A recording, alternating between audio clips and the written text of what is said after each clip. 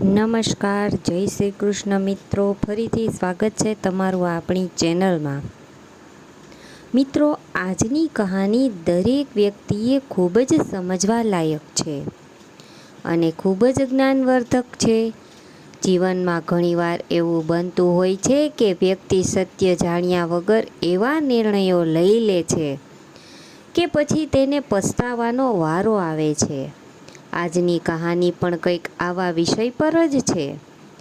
માટે દરેક વ્યક્તિ આ કહાનીને જરૂરથી સાંભળે. તો મિત્રો, તમને વિનંતી છે કે આ વિડીયોના અંત સુધી જોડાયેલા રહેજો અને વિડીયો પસંદ આવે તો લાઈક શેર કરજો. અને હજુ સુધી જો તમે અમારી ચેનલને સબસ્ક્રાઈબ ના કરી હોય તો અત્યારે જ સબસ્ક્રાઈબ કરી દેજો તથા કોમેન્ટ બોક્સમાં હર હર મહાદેવ જરૂરથી લખજો, જેથી ભગવાન ભોલેનાથની કૃપા આપણા સૌ પર નિરંતર બની રહે. તો ચાલો શરૂ કરીએ. આજે સુરેશભાઈના ઘર પર મહેમાનોની ભીડ ઉમટી હતી. હોય પણ કેમ નહીં. આજે સુરેશભાઈ, જેમણે લગાતાર 35 વર્ષ સુધી સરકારી વિભાગમાં નોકરી કરી હતી, પોતાની સેવાઓ આપી હતી, તેઓ રિટાયર્ડ થવા જઈ રહ્યા હતા. આજે તેમના ઘરે રિટાયરમેન્ટની પાર્ટી હતી. બધા જ સગા સંબંધી અને નજીકના મિત્રોને બોલાવ્યા હતા. અરે પતિદેવ ક્યાં ગયા? સવિતાબેન બોલ્યા અને સુરેશભાઈને શોધતા તે પોતાના રૂમમાં આવી પહોંચ્યા. તમે અહીં ઊભા છો? બીજી બાજુ પાર્ટીમાં બધા જ મહેમાનો તમારા વિશે પૂછી રહ્યા છે અને મહેમાનો તમારા વિચારોમાં જ ખોવાઈ ગયા છો. સવિતાબેને જેવું જ સુરેશભાઈની તરફ જોયું તો તેમણે તેમના ચહેરા પર પીડાની રેખાઓને તરત વાંચી લીધી અને તેમણે પૂછ્યું કે શું થયું? તમે કેમ છો આટલા પરેશાન છો? વર્ષોમાં તમને મેં આટલા સવિતા, હું એ વિચારી રહ્યો છું કે રિટાયરમેન્ટ પછીનું આપણું જીવન કેવું હશે. હવે તો આ ઘર જ્યાં આપણે આપણા જીવનના 35 વર્ષો વિતાવ્યા છે તેને પણ હવે ખાલી કરવું પડશે. ના જાણે કેટલી યાદો આ ઘરમાં જોડાયેલી છે. આપણે આ મકાનમાં જીવનના ઘણા બધા સુખ અને દુઃખના દિવસો પસાર કર્યા છે. હવે તો જ્યારે હું આ ઘરને જોઉં છું ત્યારે આપણા પાછલા દિવસોમાં આપણા પરિવારની હસતી ખેલતી જિંદગી દેખાય છે. ઊંડો શ્વાસ લેતા સુરેશભાઈએ ઉદાસીભર્યા અવાજમાં કહ્યું. ત્યારે ઉત્સાહિત અવાજમાં સવિતાબેન બોલ્યા, અરે જે કાંઈ પણ થાય તે સારા માટે જ થાય છે. હવે તો આપણો દીકરો અને તેની વહુ આપણી સેવા કરશે અને આપણા પૌત્ર અને પૌત્રી પણ આપણી સાથે રહેશે. દિવસો કેવી રીતે પસાર થઈ જશે તેની ખબર પણ નહીં પડે. સુરેશભાઈ અને સવિતાબેનને 2 પુત્રો અને 1 પુત્રી હતા. તેમના મોટા દીકરા ગિરીશનું લગ્ન થઈ ગયું હતું અને તેનો બીજો દીકરો રાજેશ અપરિણીત હતો. તેની પુત્રી સ્વાતિનું લગ્ન એક સુખી સંપન્ન કુટુંબમાં કરીને સવિતાબેન અને સુરેશભાઈ પોતાની જવાબદારીમાંથી મુક્ત થઈ ચૂક્યા હતા. પોતાની મા અને બાપુજીને શોધતા શોધતો મોટો દીકરો ગિરીશ પણ ત્યાં આવી પહોંચ્યો અને તેમની વાતો સાંભળીને તે બોલ્યો, પિતાજી, રિટાયરમેન્ટમાં પરેશાન થવાવાળી શું વાત છે? રિટાયરમેન્ટ પછી તમે તમારા દીકરા વહુ પૌત્ર પૌત્રી સાથે રહેજો, જેવું ઈચ્છો તેવું કરજો. હવે તો તમારા એશ કરવાના દિવસો છે. અરે તમારે 2 દીકરાઓ છે. ત્યારે સવિતાબેન બોલ્યા, હું તો તેમને એ જ કહી રહી છું, પરંતુ તારા બાપુજી ખોટી ચિંતાઓ કરી રહ્યા છે. હજુ આ વાતો ચાલી રહી હતી કે નાનો દીકરો રાજેશ તેના મા અને બાપુજી પાસે આવ્યો અને બોલ્યો, બાપુજી, આજે રિટાયરમેન્ટ પર હું તમને એક સરપ્રાઈઝ આપવા માગું છું. ભલે, તો જણાવ કે શું સરપ્રાઈઝ છે? તને કોઈ સારી નોકરી મળી ગઈ છે કે શું? ના બાપુજી, હકીકતમાં તો મને એક છોકરી પસંદ આવી ગઈ છે જેની સાથે હું લગ્ન કરવા માંગુ છું. રાજેશે પોતાના દીકરાની વાત આ સાંભળીને સુરેશભાઈ અચાનક ચોંકી ગયા. તેમને પોતાના કાન ઉપર વિશ્વાસ નહોતો થઈ રહ્યો. એટલામાં જ સવિતાબેન તેની વાત સાંભળીને ખૂબ જ પ્રસન્ન થઈ ગયા. તેમણે પૂછ્યું, કોણ છે? ક્યાં રહે છે? શું નામ છે એનું? અને આ બધા પ્રશ્નો તેને પૂછવા લાગ્યા. અરે માં, શ્વાસ તો લે. બધું જ કહું છું. તેનું નામ મંજુ છે. મારી સાથે જ તે MBA કરતી હતી. ધીરે ધીરે અમારી વચ્ચે વાતચીત શરૂ થઈ અને આ વાતચીત પ્રેમમાં ક્યારે બદલાઈ ગઈ તેની ખબર પણ ન પડી. સુરેશભાઈ પોતાના દીકરાની આ વાતો સાંભળીને સહેજ પણ ખુશ નહોતા દેખાઈ રહ્યા. તે છતાં પણ સવિતાબેનનો ઉત્સાહ જોઈને તેણે પોતાના ગુસ્સાને કાબૂમાં રાખ્યો. એટલામાં જ રાજેશે બીજું એક તીર છોડ્યું. માં, પરંતુ છોકરીવાળાની એક નાની શરત છે. શરતનું નાદ સાંભળીને સવિતાબેન ચોંકી ગયા. શરત? અરે લગ્નમાં તો કંઈ શરત? શેની શરત? હકીકતમાં વાત એવી છે કે મંજુના માતા પિતાએ શરતમાં તેઓ ત્યારે જ અમારા લગ્ન કરવા તૈયાર થશે જ્યારે હું તેમના ઘરે ઘર જમાઈ બનીને રહીશ. આ વાત સાંભળીને સવિતાબેનના પગ નીચેથી જમીન સરકી ગઈ. તે ઊંચા અવાજમાં બોલ્યા કે આવું ક્યારેય પણ નહીં થાય. બીજી જ ક્ષણે સવિતાબેન પોતાના ગુસ્સાને ખૂબ જ મુશ્કેલીથી દબાવીને બોલ્યા, દીકરા તું સમજવાની કોશિશ કર. આવું કરીને તે છોકરી અને તેના ઘરવાળા તને પોતાના ઘરે ગુલામ બનાવીને રાખવા માગે છે. ના માં, એવું નથી. ઘર જમાઈ બનવામાં શું વાંધો છે? આ તો એક નાની વાત કહેવાય. જ્યારે અમે બંને એકબીજા સાથે જીવન જીવવા માગીએ છીએ તો પછી તમે અહીં રહીએ કે ત્યાં રહીએ એમાં શું ફરક પડવાનો છે? જીવન તો આખરે અમારે જ જીવવાનું છે ને. બસ આટલી જ વાત કહેવાની વાર હતી અને સુરેશભાઈ ગુસ્સામાં ઊભા થઈ ગયા અને તેમણે રાજેશના ગાલ પર એક જોરદાર તમાચો ચોડી દીધો. નાલાયક, શું તને આ નાની શરત લાગે છે? અરે એ જણાવ કે તારા ઉછેરમાં અમે એવી શું કમી રાખી હતી? અરે હજુ તારે અને તે છોકરી મળે તો 4 દિવસ જ થયા છે અને તારા માટે તે છોકરી તારા મા બાપથી પણ વધારે મહત્ત્વની થઈ ગઈ. જે માએ તને જન્મ આપ્યો, જે બાપના ખોળામાં તું મોટો થયો, પોતાની જરૂરિયાતોને નજરઅંદાજ કરીને તારી બધી જ જરૂરિયાતોનું ધ્યાન રાખ્યું, જેનાથી એક પળ માટે પણ દૂર રહેવું તને ગમતું નહોતું, આજે એક છોકરી માટે તું તેમને જ છોડીને જઈ રહ્યો છે. શું તારા થવાવાળા સાસુ સસરા સારા સગા મા બાપથી પણ મોટા થઈ ગયા? અરે તમે શું કહી રહ્યા છો? શું કાંઈ યુવાન દીકરા પર આવી રીતે હાથ ઉઠાવે છે? સવિતાબેને સુરેશભાઈનો હાથ પકડીને કહ્યું. પોતાના પિતાજીની પ્રતિક્રિયા જોઈને રાજેશનો ચહેરો ગુસ્સાથી લાલ થઈ ગયો. તમારે જે કહેવું હોય તે કહો, પરંતુ હું લગ્ન કરીશ તો ફક્ત મંજુ સાથે જ, ભલે તમારી મરજી હોય કે ના હોય. ઊંચા અવાજમાં બોલીને રાજેશ ઘરમાંથી નીકળી ગયો અને સુરેશભાઈ પોતાનું માથું પકડીને બેસી ગયા. હે ભગવાન, આટલા ખુશીના દિવસ પર આજે મારા દીકરાએ મને આ ભેટ આપી છે. પોતાના જીવનમાં મારે આ દિવસ જોવો પડશે એવું તો મેં ક્યારેય પણ વિચાર્યું નહોતું. પોતાના દીકરાના આ વ્યવહારથી અંદરથી દુઃખી થઈ ગયેલા સુરેશભાઈની આંખોમાંથી આંસુઓની ધારા વહેવા લાગી. ધીરે ધીરે દિવસો વીતતા ગયા અને સુરેશભાઈની ચિંતા વધતી ગઈ, કેમ કે હવે આ ઘર ખાલી કરવાનો સમય નજીક આવી રહ્યો હતો. ત્યારે એક દિવસ સુરેશભાઈના ઘરે કુરિયર આવ્યું, જે મોટા દીકરા ગિરીશના નામ પર હતું. સવિતાબેને કુરિયર લીધું અને ઉત્સુકતાથી તેને ખોલીને જોયું. ત્યારે તેમાંથી એક પત્ર નીકળ્યો, પરંતુ પત્ર વાંચીને સવિતાબેન સ્તબ્ધ થઈ ગયા. તેમની આંખો જાણે ફાટી ગઈ હોય એવો ભાવ તેમના ચહેરા પર દેખાઈ રહ્યો હતો. ત્યારે જ સુરેશભાઈ પોતાના રૂમમાંથી બહાર આવ્યા અને સવિતાબેનને તેમની આ હેરાનીનું કારણ પૂછવા લાગ્યા. ત્યારે સવિતાબેને તેમના હાથમાં તે પત્ર આપી દીધો. પત્ર વાંચીને જાણે સુરેશભાઈના દર્દનું કોઈ ઠેકાણું ના રહ્યું. પોતાના આંખોની પાપણને હલાવ્યા વગર તેઓ પત્રને જોતા જ રહી ગયા. પોતાના દુઃખ અને પીડાને પોતાના હૃદયમાં દબાવી સવિતાબેન બોલ્યા, તમારા દીકરાની વિદેશમાં નોકરી લાગી ગઈ છે. હવે તો તે હંમેશા માટે આપણાથી દૂર જતો રહેશે. ભલે, આ ખૂબ જ સારી વાત કહેવાય સવિતાબેન. આપણો હોનહાર દીકરો આજ પ્રગતિના પંથ પર ચાલી રહ્યો છે. સુરેશભાઈએ પોતાની પત્નીને આશ્વાસન આપતા કહ્યું.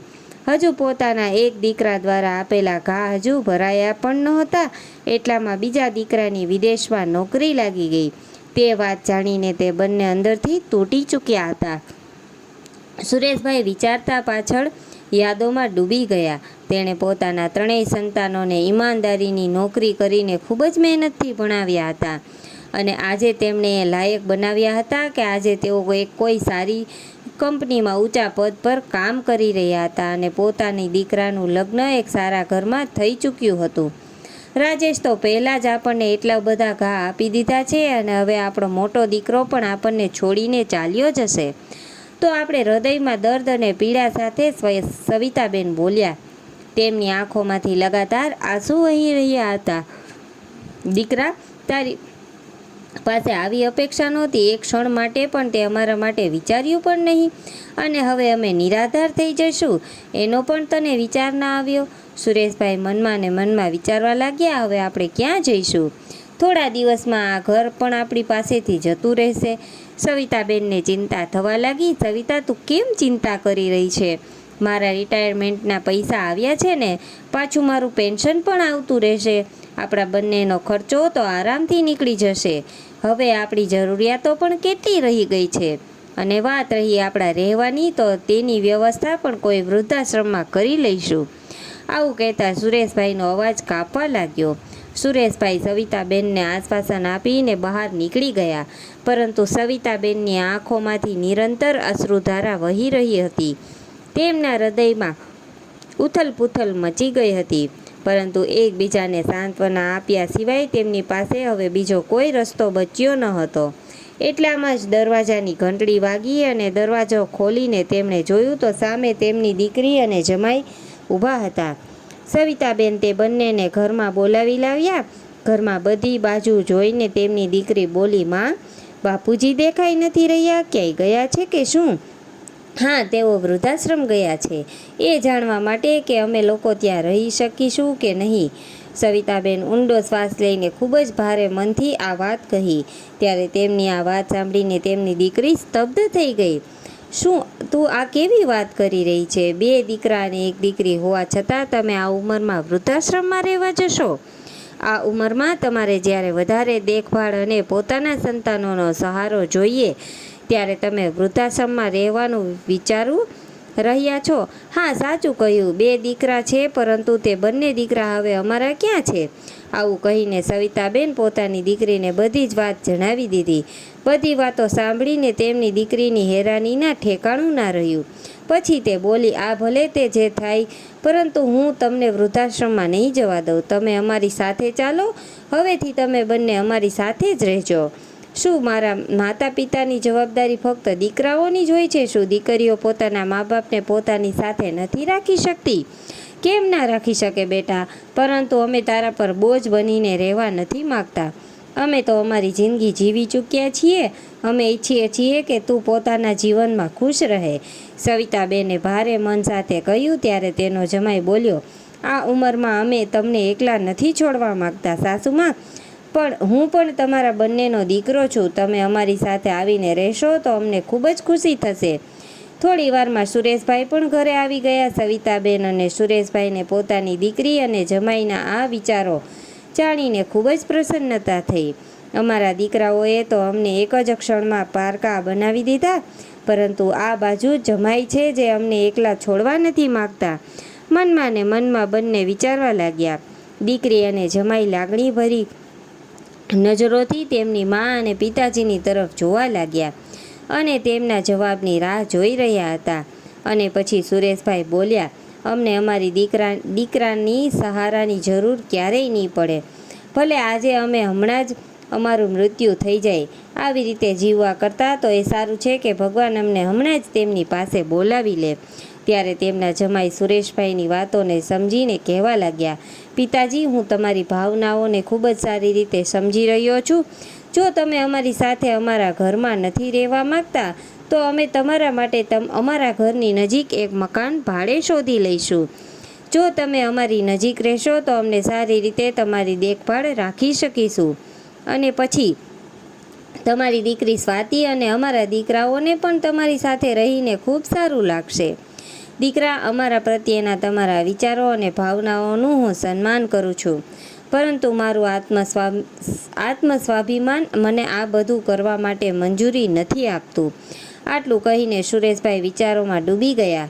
થોડીવાર પછી પોતાની પત્નીને કહેવા લાગ્યા, સવિતા, આપણી બાકી બચેલી જિંદગી માટે મેં જે નિર્ણય કર્યો છે તેમાં તું મને સાથ આપીશ? મેં ક્યારેય તમારો સાથ છોડ્યો છે જે આજે હું છોડીશ? સુરેશભાઈનો હાથ પકડીને સવિતાબેન બોલ્યા. ત્યારે સુરેશભાઈએ કહ્યું, તો ઠીક છે સવિતા, આપણે 2 દિવસ પછી જ વૃદ્ધાશ્રમમાં રહેવા માટે જતા રહીશું. જે પૈસા મને રિટાયરમેન્ટ પછી મળ્યા છે તે આપણે વૃદ્ધાશ્રમમાં જ આપી દઈશું. સવિતાબેન ઊંડા વિચારોમાં ડૂબી ગયા. પોતાના સંતાનો હોવા છતાં પણ અમારે આ ઉંમરમાં રહેવાની જગ્યા શોધવી પડી રહી છે. આ વિચારતા તે ક્યારેક પોતાની કિસ્મતને દોષ આપતા હતા. પછી તે દર્દભર્યા અવાજમાં બોલ્યા, ભગવાન અમને ઉપર કેમ નથી બોલાવી લેતા? હવે આ જિંદગીમાં બચ્યું છે જ શું? બીજા જ દિવસે મોટો દીકરો ગિરીશ તેના પત્ની અને તેના દીકરાઓ સાથે માતા પિતાના ઘરે પહોંચ્યો. મા બાપુજી, આજે મારા માટે ખૂબ જ ખુશીનો દિવસ છે.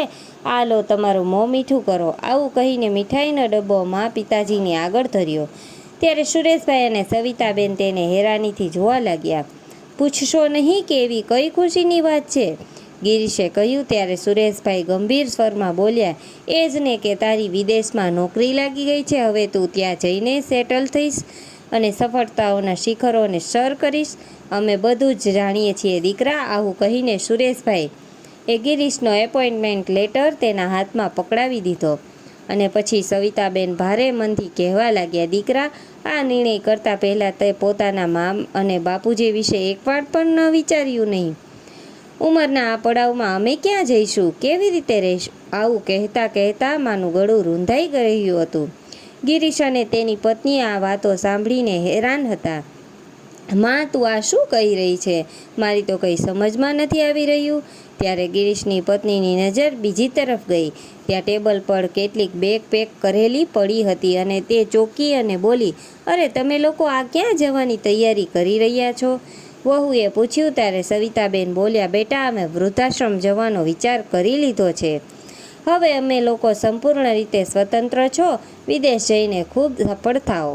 સવિતાબેને કહ્યું. ત્યારે ગિરીશ આશ્ચર્યચકિત થઈને બોલ્યો, ના માં, તમે આવો વિચાર કેવી રીતે કરી લીધો કે અમે લોકો તમને છોડીને વિદેશ ચાલ્યા જઈશું? મને નોકરી માટે વિદેશ જવાનો પ્રસ્તાવ જરૂર મળ્યો હતો, પરંતુ મેં સ્વીકાર નથી કર્યો. સુરેશભાઈ હેરાનીથી પોતાના દીકરા તરફ જોવા લાગ્યા. માં, તમને છોડીને તો વિદેશ જવાનું તો દૂર, પણ અમે તમને લોકોને છોડીને તો બાજુના શહેરમાં પણ નથી જઈ રહ્યા.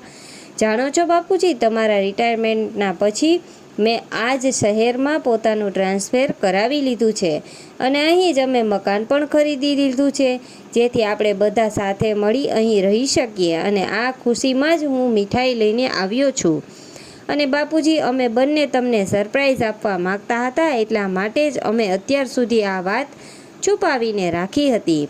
હવે તમે તમારું ઘરપણ તમારા પૌત્ર અને પૌત્રી સાથે સુખ અને આનંદથી વિતાવી શકશો. તેમનો દીકરો અને વહુ તેમના મા અને પિતાજીના ચરણોમાં બેસી ગયા અને બોલ્યા, બાપુજી, અમને તમારી સેવાની તક જોઈએ છીએ. અમે ઈચ્છીએ છીએ કે તમે અમારી સાથે નહીં, પરંતુ અમે તમારી સાથે રહીએ. અમને તમારા સ્નેહ અને આશીર્વાદના ઠંડા છાંયડાની જરૂરિયાત છે.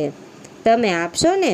પોતાના દીકરાને વહુની વાતો સાંભળીને એક બાજુ આજે સુરેશભાઈની છાતી ગર્વથી પહોળી થઈ રહી હતી, તો બીજી બાજુ તેમને પોતાના વિચારો પર પસ્તાવો થઈ રહ્યો હતો. સવિતાબેન પોતાના ખુશીના આંસુઓને રોકવામાં અસમર્થ હતા. પોતાના દીકરા અને વહુને ઊભા કરીને તે બંને બોલ્યા, દીકરા, આજે તમે અમને ન્યાલ કરી દીધા. અમારા મનમાં તો ના જાણે કેવા કેવા વિચારો આવી રહ્યા હતા. હજુ આ વાતો ચાલી જ રહી હતી કે અચાનક બાળકોએ ઉત્સાહથી બૂમો પાડવાનું શરૂ કરી દીધું. અરે, કાકા આવી ગયા! કાકા, તમે ક્યાં ગયા હતા? સામે જોયું તો રાજેશ હાથ જોડીને ઊભો હતો અને તેની આંખમાંથી લગાતાર આંસુ વહી રહ્યા હતા.